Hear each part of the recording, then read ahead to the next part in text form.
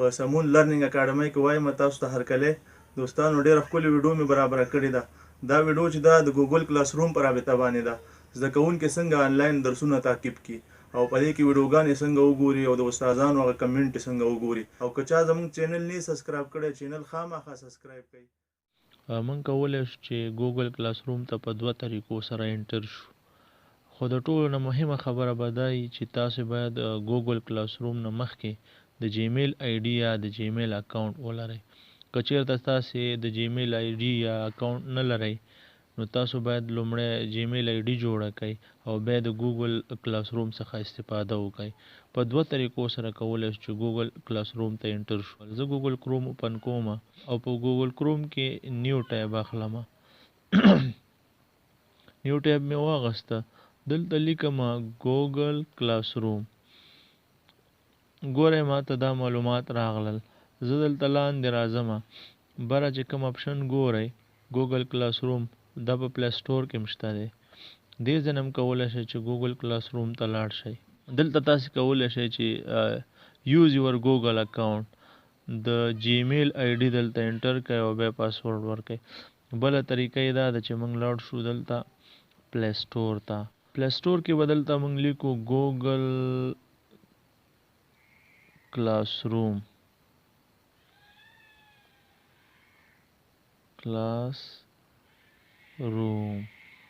نو د دې چې کوم اپلیکیشن دی دا به موږ ته راشي په سکرین باندې.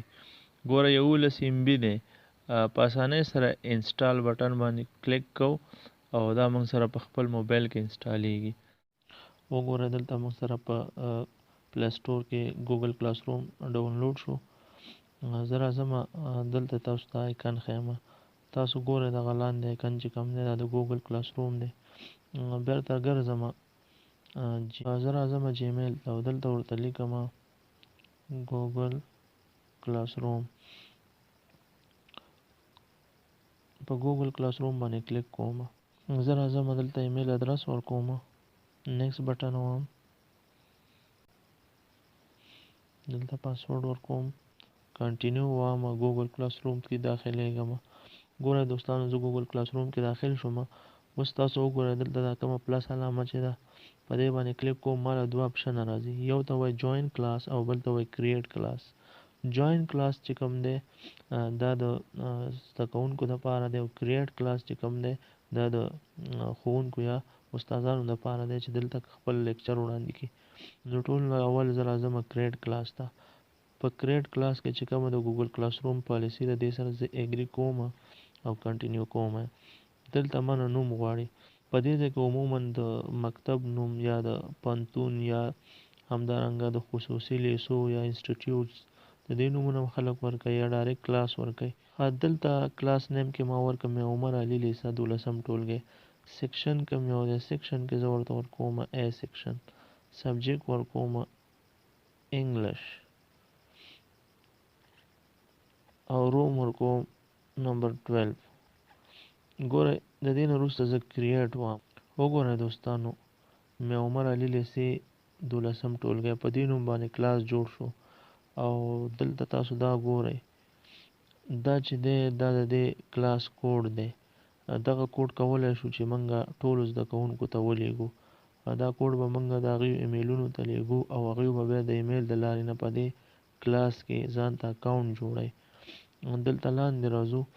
بره چې کوم درې دغه اپشن تاسو ته ښکاري یو سټریم دی یو کلاس ورک دی یو پیپل دی.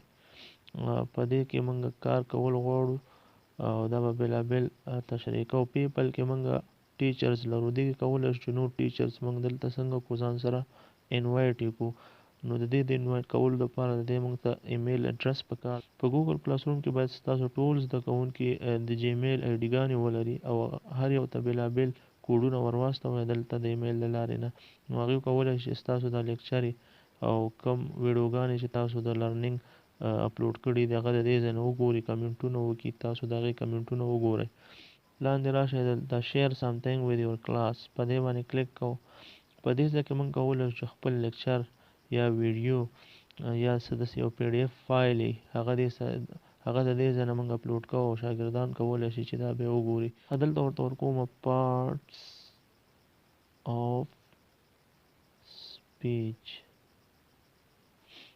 پارت اف سپیچ مې ورکړه دلته راځم د اډ بټنه کې کاږم یا موږ سره د ویډیو لینک دی د لینک په ذریعه راځو هغه لینک دلته اپلوډ کوو نو چې کله شاګردان په لینک کلیک وکړي نو هغه ویډیو به ورته کولاویږي بل فایل دی موږ سره که موږ سره پی ډي اف یا څه بل داسې فایل وي نو په فایل کلیک کوو هغه فایل دلته اپلوډ کیږي یوټیوب کې موږ که چې کله په یوټیوب کلیک وکړو نو موږ سره د یوټیوب ویډیوګانې دي دلته ورته موږ د یوټیوب د ویډیوګانو نوم سرچ کوو لکه دلته که موږ پارت اف سپیچ ورکړو نو دلته به د یوټیوب د لارې نه چې د پارت اف سپیچ کم درس وي هغه به هلکانو ته دلته لینک شي او که چېرته تاسو سره په یوټیوب کې داسې لیدل شوي ویډیو وي د هغې لینک یو آر ایل باندې کلیک کوئ لینک یې دلته شریکوئ نو په دې طریقې سره کولی چې یو فایل اپلوډ کړئ زه راځم ستاسو د پوهاوي لپاره فایل کلیک کوم select files from your device دلته اپلوډ ته راشئ اپلوډ نه تاسو